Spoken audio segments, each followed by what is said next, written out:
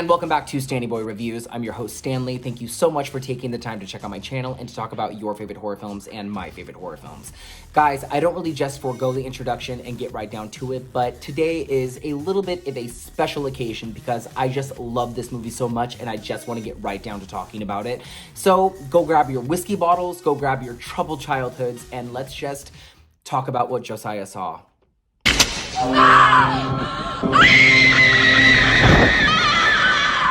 What Josiah Saw is a dark, twisted little family drama written by Robert Allen Hilts and directed by Vincent Grashaw, and although it was filmed in 2019, it wasn't released until just a few weeks ago onto the Shudder streaming service. It tells the story of the Graham family, led by Josiah, who is a drunk, and his children, Eli and Mary, who are estranged and have been for years, and the youngest, Thomas, who is also a drunk and has been living with Josiah since the mother, Miriam, killed herself years ago by hanging herself from the big tree in the front yard. The movie is divided into 3 chapters, each chapter exploring the current stage of life of each individual character. The first chapter is about Josiah and Thomas, and we get a taste of what life is like on their lonely farmland in their allegedly haunted house. And to put it mildly, life is not good. Some bankers want to buy their land, but the only way to do that is to get all the signatures of all of the siblings. Eli and Mary have vowed never to go back because of the suicide of their mother and something bad that happened. Something that we don't know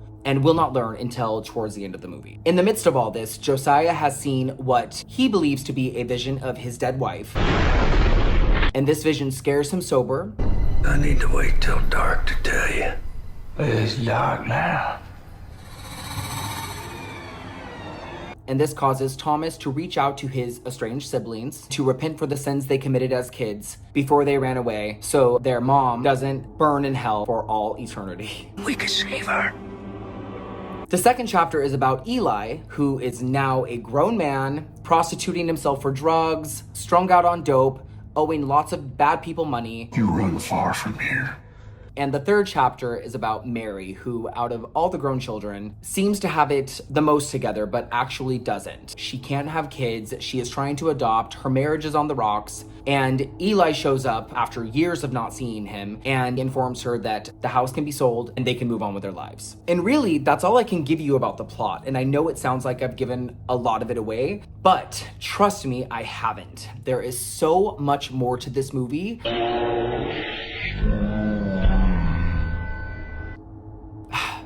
First and foremost, goddamn. I say goddamn.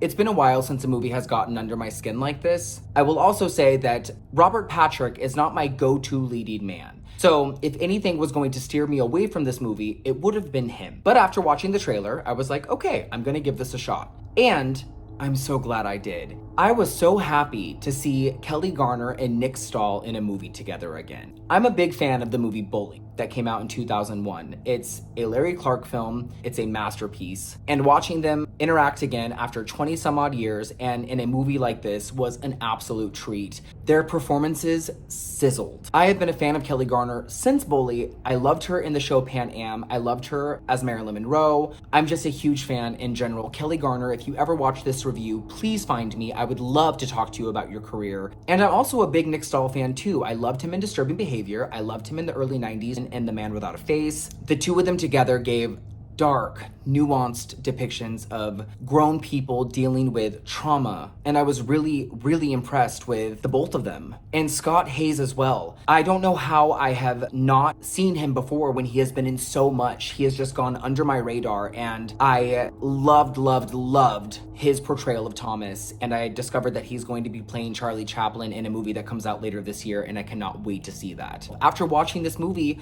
Robert Patrick really sold me. What a show. He was a menacing character, and he's not even in this movie all that much, but when he shows up on screen, he really did it. This, to me, was the performance of his career. And I don't know who else could have played Josiah and made this role work, but Robert Patrick really did it. Robert Allen Hilts wrote a truly haunting screenplay. The combination of he and Vincent Grashaw behind the lens, I mean, they were an absolute dream team. They crafted a beautifully daunting, gothic, and sad, and also terrifying drama. And it could have been something else entirely, but it wasn't. I'm so grateful that it turned into what it actually was, if that makes any sort of sense. I had so many flashes of Flowers in the Attic while I was watching this film. Go watch my review of that movie, link here.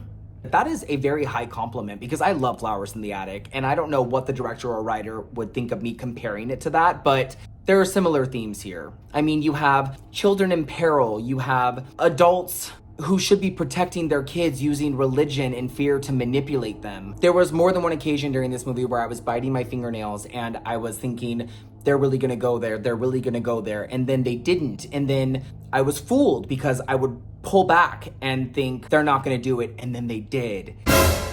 It was just brave filmmaking all around, and the script was very smart. I really got to tip my hat off to the filmmakers. Like, I can't ham this movie up enough. This is probably one of the best films I've seen in the last 5 years, if not one of the best films I've ever seen. Big shout out to Luann Stevens, who played the gypsy woman. She had a brief time on screen, but had a really effective role, and I was scared of her.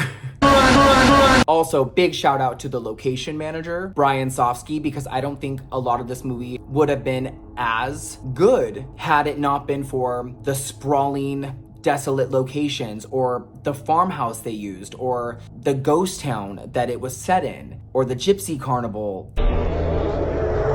And I commend the fact that this movie had such a small cast and such a small crew. I'm assuming a small budget because it looks like $1 million. On Stanny Stab-O-Meter, I'm gonna give this 5 stabs.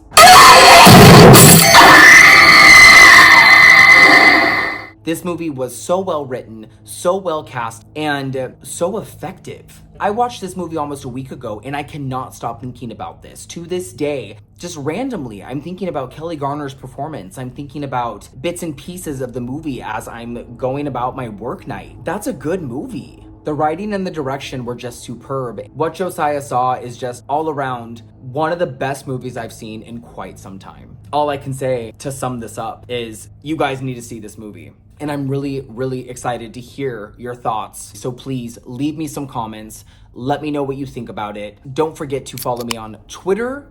Don't forget to follow me on Instagram. And don't forget to follow me on TikTok. Also, subscribe. Yeah, that's all I got. Please go watch What Josiah Saw. That being said, you guys take care.